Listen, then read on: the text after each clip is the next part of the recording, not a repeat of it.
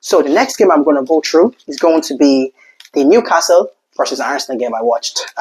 So my preview for this game, I picked Newcastle to win. I felt Newcastle Arsenal game never ever disappoints. Newcastle Arsenal games are always very, very good, always intense, especially when it's up St James's Park. When you go to St James's Park, you know you're in for an absolute battering. You're going to get Joe Linton. You're going to get the Brazilian centre midfielder, Guimaraes. You're going to get those two. You're going to get Tonali being technical, being clever around you. But Joe Linton is just going to go through you, trying to tackle you. You have Dan Burns. You're just so big and physical. Like, that team doesn't stop. You have Gordon, just up and down. Like, he doesn't stop. They don't give you a break on the ball at all. And that's what happened at the start of this game. The atmosphere was amazing as well at the start of this game. The shout out to St James's Park. Atmosphere is always very good whenever you watch their games. This game, I felt Arsenal the better team. I felt Arsenal actually deserved to win. They played much better football. It's actually good to see Arteta take the breaks off. Games like this, usually Arteta just sits back and doesn't attack. In this Arsenal team, you have fantastic attacking players. You have Eze, one of the best technical players in the Premier League. You have Gyökeres, a bona fide goal scorer. You have Saka. You have Martinelli. You have Odegaard coming off the... Like, this Arsenal team is absolutely amazing. You have Trossard, Trossard, in my opinion, he's a final product monster. It might not be good, but he will get your goal or assist. So you have all of them players. Take the breaks off. Let them go out. Let them try and win games. That's the Arsenal I want to see. Like, I'm not an Arsenal fan, but if I was an Arsenal fan, I want to see Arteta take the breaks off. Let these players go win games. Defensively, you're going to be very good either ways because you have Declan Rice in there protecting sitting in front of the centre half, box to box, and also Declan Rice, man. Take a bow. His energy is absolutely amazing. I think, in my opinion, Declan Rice is the best box-to-box midfielder we have in the game at the moment. I don't see anyone as good as Declan Rice, box-to-box midfielder, in the whole world, in my opinion. He's such a good player. I think, in my opinion, Declan Rice is a world-class player. People might not rate him. However, I think Declan Rice is a world-class player. The best box-to-box midfielder we have in the game at the moment, in my opinion.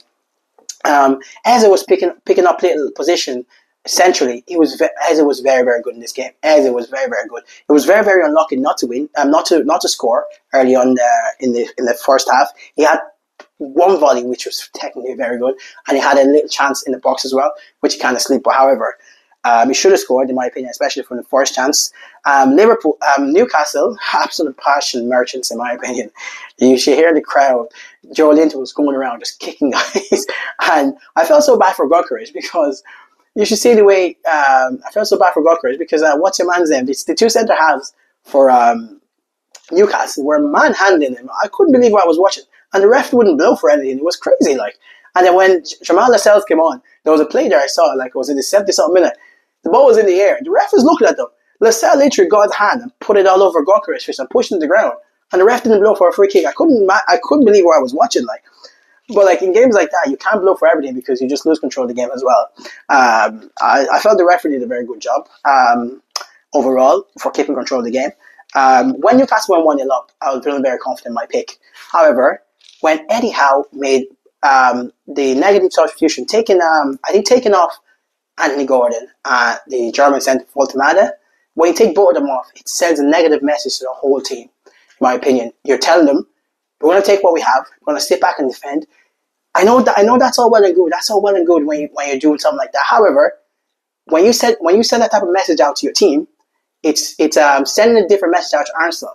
Arsenal, come attack us. And Arsenal were already on top of the game at that stage, and you're just inviting more and more waves of pressure onto your team. And eventually, a team like Arsenal with those attacking talents are going to score, and that's exactly what happened. I remember saying to the lads, as soon as I took off the triple substitution was done with Gordon and Voltemade, I said Arsenal won now, but I said Arsenal going to win this game. And people are going to think I'm lying like LeBron does. However, I'm being dead serious. I literally said that to the lads, that Arsenal are going to go on and win this game even though they're 1-0 down after taking off Gordon and Voltemade. After those two went up, there was no outball anymore for Newcastle.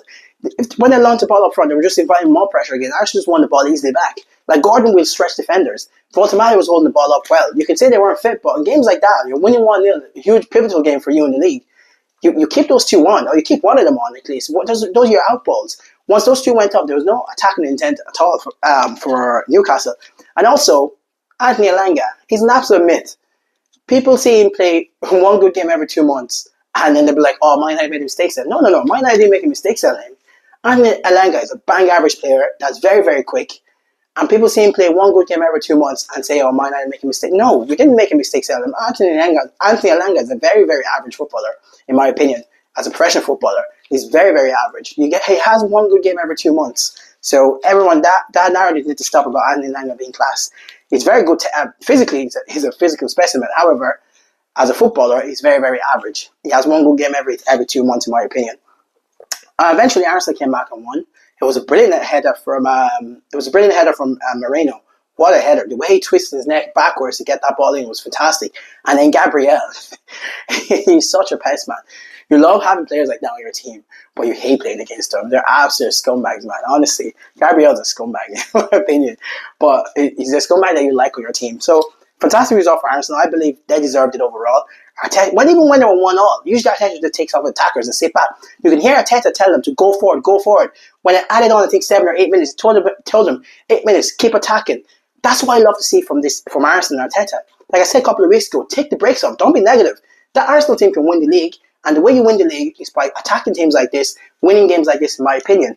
And eventually they did it, and I was very, very happy. And also, one negative thing about Arteta and this Arsenal team, all they have to do is bitch and complain and moan at referees. Man, get over yourself. Like every single decision, Arsenal team, they're getting hard done by the ref.